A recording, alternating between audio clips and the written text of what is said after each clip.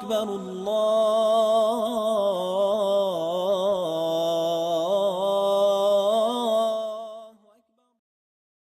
Allah subhanahu wa ta'ala said, إِنَّ السَّمْعَ وَالْبَصَرَ وَالْفُؤَادَ كُلُّ أُولَٰئِكَ كَانَ عَنْهُ مَسْئُولًا.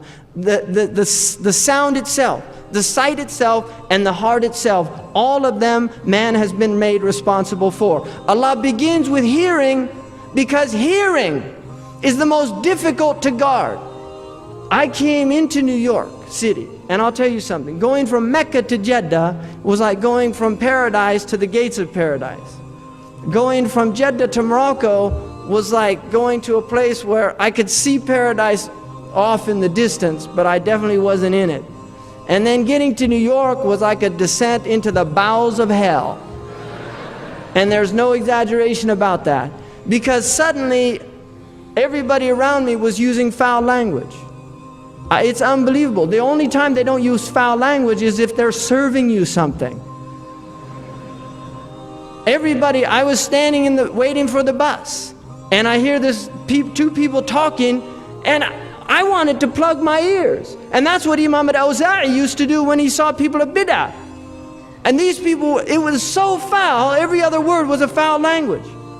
And the mu'min is laysa bi badha in the hadith. The mu'min does not use foul language, nor should he hear it. You have to protect, because now those words ring in the heart.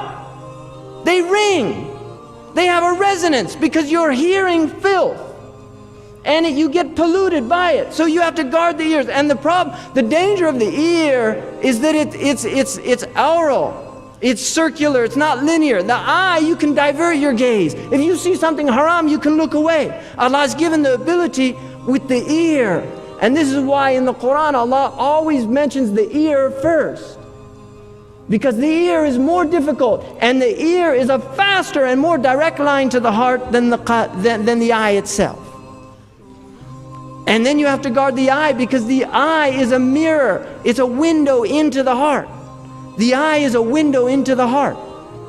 But first and foremost, the heart itself is more important than anything else that the human being has been given. And so we have to purify our hearts.